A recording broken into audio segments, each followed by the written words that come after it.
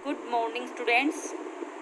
बेटा आज हम इस वीडियो के माध्यम से आपको चैप्टर नंबर 3 जिसका नाम है नियोजित विकास की राजनीति, इसकी जो इम्पोर्टेंट यूनिट है वो है बेटा विकास के विचार के बारे में कि विकास का पूंजीवादी मॉडल होना चाहिए या समाजवादी मॉडल और किस प्रकार एक दूसरे से अलग अलग है।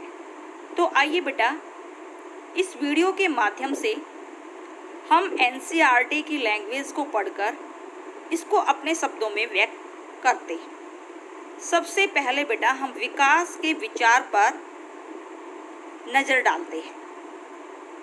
उड़ीसा के उदाहरण से स्पष्ट रूप से ज्ञात होता है कि सभी विकास नहीं चाहते हैं। यहाँ पर किस स्टेट का उदाहरण दिया गया है बेटा? उड़ीसा स्टेट का। विभिन्न लोगों के लिए विकास का मतलब अलग अलग होता है, यानी कि बेटा विकास के बारे में सभी लोगों की अलग अलग विचारधारा है। एक उद्योगपति के लिए विकास का अर्थ इस्पात उद्योग की स्थापना होता है, यानी जो उद्योगपति है, किसी बड़ी इंडस्ट्री का मालिक है, उसकी नज़र में विकास का क्या अर्थ है कि इस्पात उद्योग की स्थापना होता है। कि विकास किसका मतलब है? विकास से कि जो लोहे के उद्योग की स्थापना करना ही क्या है? विकास है। इस्पात शहरी उपभोक्ताओं के लिए उपयोगी है, जबकि एक आदिवासी के लिए इसका मतलब उस क्षेत्र में घुसपैठ है। विकास के किसी भी विचार पर मतभेद और वाद विवाद होते ही हैं। आज़ादी के बाद के पहले दशक ने इस मुद्दे पर काफ़ी वाद विवाद देखा, यानी बेटा विकास के अर्थ को स्पष्ट करने में सभी लोगों की राय अलग अलग है। सामान्य देखा जाए तो विकास के पश्चिमी मॉडल का उपयोग विकास के तरीकों को इजाद करने में हुआ। विकास का मतलब आधुनिक होना था। विकास का मतलब क्या मानते हैं कि विकास का मतलब आधुनिक होना था। बेटा उद्योगपति अलग विकास का अर्थ निकालते हैं, आदिवासी अलग निकालते हैं, और साधारण भाषा में विकास का अर्थ है आधुनिक होना, मॉडर्न होना। आधुनिकरण का मतलब पश्चिम का अनुसरण था। और आधुनिक का मतलब क्या है? पश्चिमी सभ्यता का अनुकरण करना। ऐसा विश्वास था कि हर एक देश को आधुनिकरण की प्रक्रिया से गुजरना होता है, जैसे कि पश्चिम में, और इसमें परंपरागत सामाजिक ढांचे का टूटना, पूंजीवादी का विकास और उदारवाद शामिल थे। आधुनिकरण का संबंध विकास के नियमों, भौतिक विकास और व्यवहारिक तार्किकता से था। इससे देशों का विभाजन विकसित, विकासशील और अविकसित समूहों में हुआ। यानी बेटा विकास के बारे में लोगों की अलग अलग राय हैं। उद्योगपति कुछ बताते हैं, आदिवासी कुछ बताते हैं। और साधारण भाषा में विकास का अर्थ क्या है? आधुनिकरण। और आधुनिकरण का भी मतलब क्या है? क्या बताया? आधुनिकरण का मतलब कि प्रत्येक देश को इस प्रक्रिया से गुजरना पड़ता है, जिसमें भौतिक विकास हो, व्यवहारिक विकास हो और विकास के नियमों का विकास हो। स्वतंत्रता के समय भारत के पास आधुनिक विकास के 2 मॉडल थे। इसको नोट कर लीजिए बेटा। आज़ादी के समय भारत के पास कौन से 2 मॉडल थे? संयुक्त राज्य और यूरोप का उदार पूंजीपति प्रारूप तथा सोवियत संघ का समाजवादी प्रारूप। यानी एक तरफ संयुक्त राज्य का पूंजीवादी मॉडल था और दूसरी तरफ सोवियत संघ का समाजवादी मॉडल था। शीत युद्ध से इन 2 विचारों का आमना सामना हो चुका था। देखिए बेटा बार बार शीत युद्ध शब्द का प्रयोग किया जा रहा है। शीत युद्ध वो युद्ध था जो दो गुटों के बीच था। दो गुट कौन से? पूंजीवादी गुट और समाजवादी गुट। पूंजीवादी गुट का नेतृत्व अमेरिका कर रहा था और समाजवादी गुट का नेतृत्व रूस कर रहा था। कई भारतीय लोग विकास के सोवियत मॉडल से गहन रूप से प्रभावित थे। इस समूह में सीपीआई नेता, समाजवादी पार्टी के सदस्य और कांग्रेसी नेता जैसे नेहरू शामिल थे।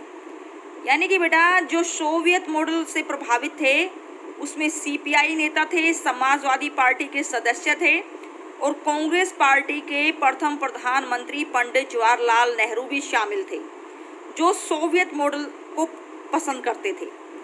पूंजीवादी के अमेरिकी मॉडल के समर्थन में कुछ ही लोग थे। ये बेटा हमने आपको विकास का अर्थ बताया कि कैसे अलग अलग लोगों के विचारों में विकास की कैसे अलग अलग परिभाषा है। तो जो विकास के दो मॉडल थे, पूंजीवादी मॉडल और समाजवादी मॉडल। अब हम बात करते हैं बेटा विकास का पूंजीवादी मॉडल कि पूंजीवादी मॉडल था क्या। विकास का पूंजीवादी मॉडल विकास का संबंध आधुनिकीकरण तथा पश्चिमी देशों से समाज के जीवन से जोड़ता है। विकासशील देश अपने विकास के लिए पश्चिमी समाजों की नकल करने का प्रयास किया है।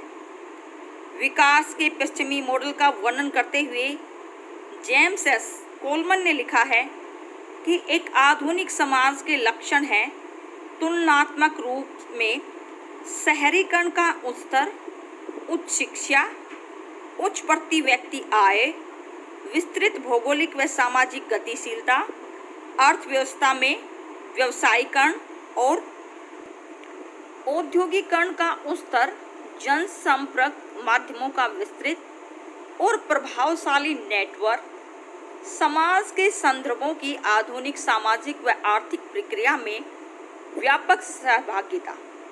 इस मॉडल का तात्पर्य है कि विकासशील देशों को आधुनिकीकरण का मार्ग अपनाना चाहिए। राजनीतिक रूप से इसका अर्थ है प्रतियोगी बाजार अर्थव्यवस्था को अपनाकर तथा सामाजिक अर्थों में समानता के अवसरों को बढ़ाना और योग्यता को सम्मान देना। यानी पूंजीवादी जो मॉडल है बेटा वह किस चीज़ को बढ़ावा देते हैं? आधुनिकीकरण को। और जो अर्थव्यवस्था है वो किस प्रकार की अपनाना चाहते हैं? प्रतियोगी बाजार अर्थव्यवस्था और योग्यता को सम्मान देना चाहते हैं।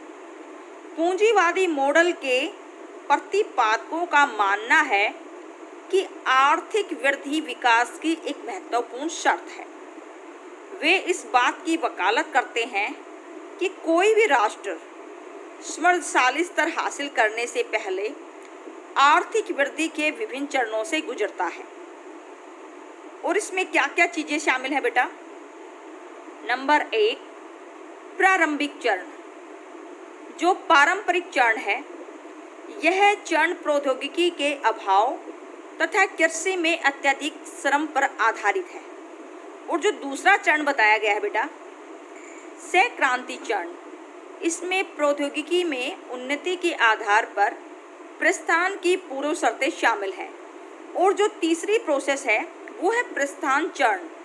इस चरण में औद्योगिकरण की संरचनात्मक सीमाएं समाप्त हो जाती हैं और उद्यमी वर्ग का उद्भव होता है। फिर बात आती है परिपक्व चरण की। इस चरण में औद्योगिकरण का आरंभ होता है और प्रौद्योगिकी व उत्पादकता में वृद्धि होती है। और लास्ट का जो चरण है बेटा वो है उच्च स्तर चरण। इस चरण में समाज मौलिक जरूरतों से ऊपर उठकर विशाल मात्रा में उपभोक्ता वस्तुओं का प्रयोग शुरू कर देता है।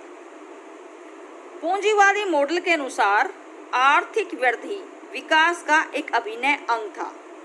अपने विकास को सुनिश्चित करने के लिए इस मॉडल ने विकासशील देशों को पूंजीवादी देशों के पद चिन्हों का अनुसरण करने का सुझाव दिया। इस कारण एजी फ्रेन ने इस मॉडल की आलोचना की। किस आधार पर?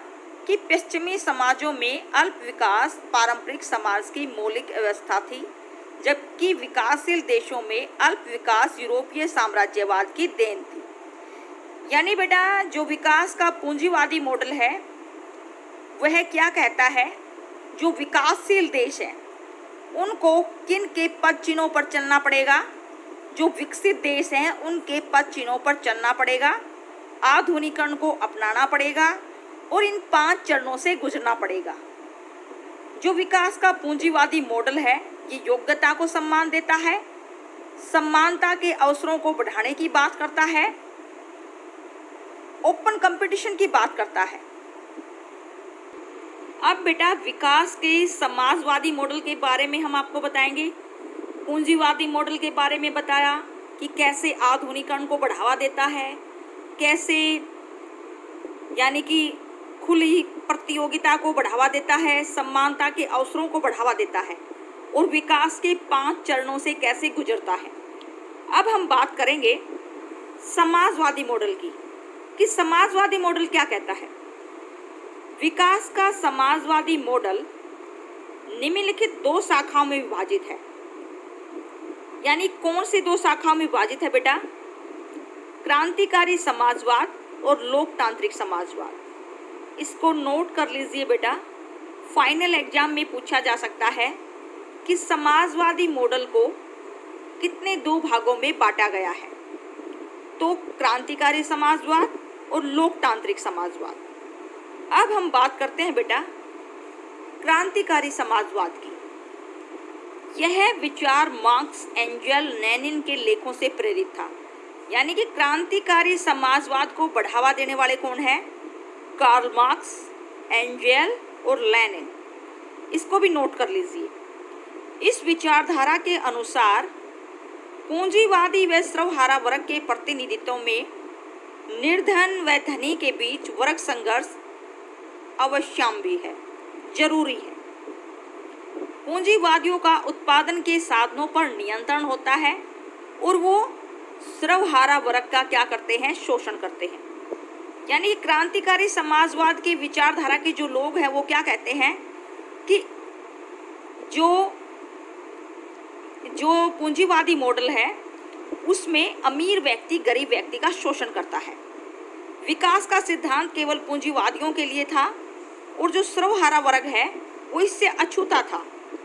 इस प्रकार इस सिद्धांत ने उत्पादन के साधनों के नाश के लिए क्रांतिकारी पद्धति को अपनाकर उत्पादन के साधनों पर आधिपत्य द्वारा संपूर्ण समाजीकरण का आह्वान किया कि उत्पादन के साधनों पर सभी व्यक्तियों का इक्वल अधिकार होना चाहिए।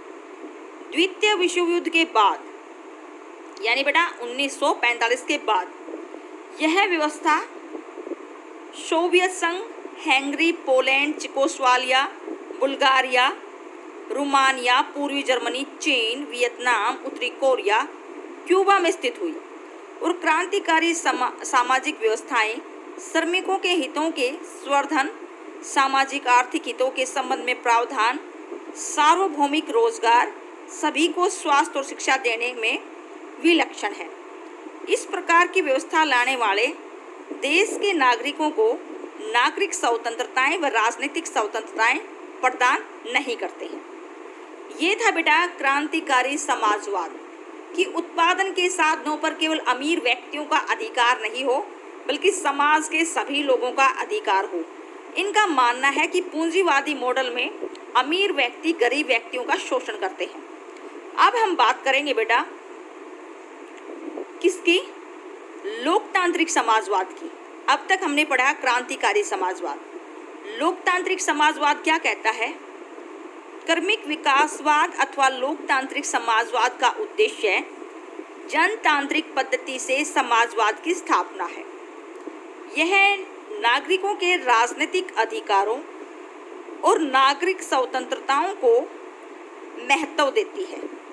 यानी ये जो लोकतांत्रिक समाजवाद है बेटा, ये क्या चाहता है? जनतांत्रिक पद्धति से समाजवाद की स्थापना, यानी कि जनता के लिए जनता द्वारा से, जबरदस्ती से नहीं।